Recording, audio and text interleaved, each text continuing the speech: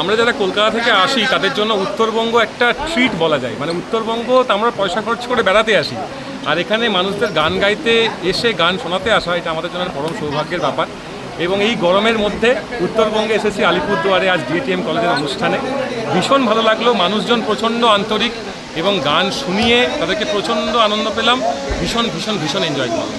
উত্তরবঙ্গে বেড়াতে আসা হয়েছে, আমি জলপাইগুড়ি, কুচবিহার, ধূপগুড়ি, ময়নাগুড়ি এগুলো তো সব অনুষ্ঠান করেছি এর আগেও।